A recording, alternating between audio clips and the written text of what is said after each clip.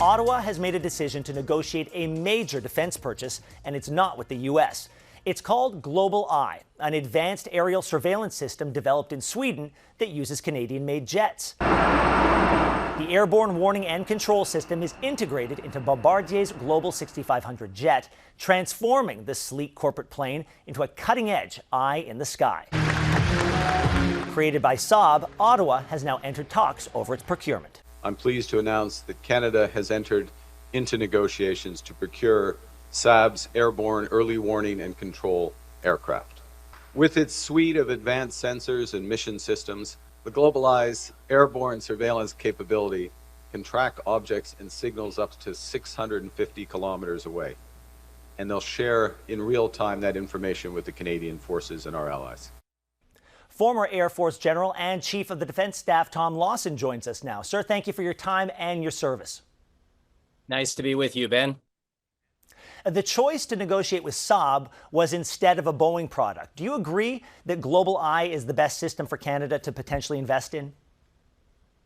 Well, short answer is no, but I will say that I am entirely supportive of the Prime Minister's drive towards diversifying Canadian defense investments, and wherever there are equal systems from Asia, from Europe, from the United States competing to answer whatever Canada's need is, then I'm certainly for easing away from the United States.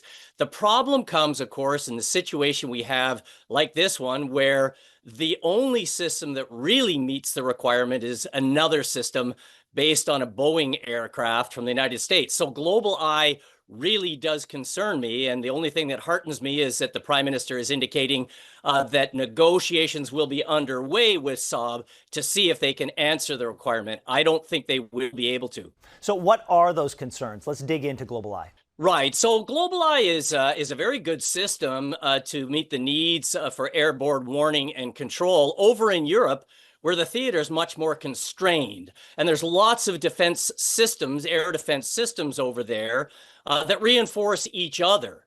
In Canada, we don't have those constraints. We have thousands of kilometers up in the north of North America in which we are responsible for intercepting aircraft or whatever may come in, missiles that may come in. And for that, you need a longer range aircraft than what the GlobalEye can present. It has to be able to be refueled. It has to have a radar that can see far, far beyond what the GlobalEye can see right now.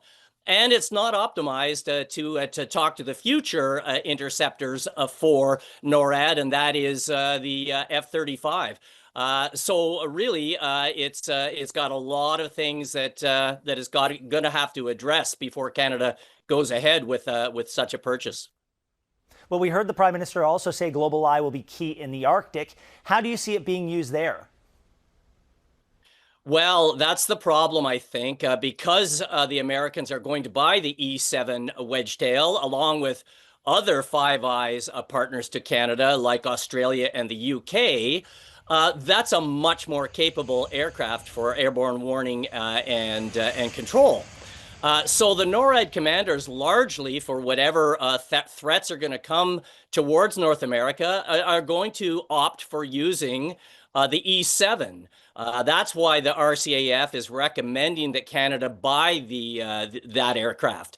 GlobalEye will not provide anywhere near the capabilities that the E-7 will. So what's going to happen is that Canada is going to be reliant on the United States to provide at least this portion of the defense network protecting North America. We're reliant, and that's exactly what we're trying to avoid. We want to become more and more independent and looking after our own defense, certainly alongside American forces in NORAD, but capable to do it on our own. This would not allow us that. And you were the former head of NORAD. Do you see this surveillance system filling a gap there at all? Well, if there isn't an E-7 capable and available, then yes, I would make use of whatever's available for airborne warning and control. And if one of these GlobalEye systems is ready and set to go, I would send it up, but I would know I would only have a very short period of time because it right now cannot be air refueled, so it can't stay on station for often the long periods when we need these systems to stay up there. So my fighters might be alone marching ahead with refuelers and not have airborne warning and control. So the E7 really is the solution for Canada. It brings all of those capabilities and more. It's already being optimized for 6th generation fighters after the F-35 has been in for some service. And Saab will likely never have capabilities that rely on that technology. So we will not have that if we go with the GlobalEye either.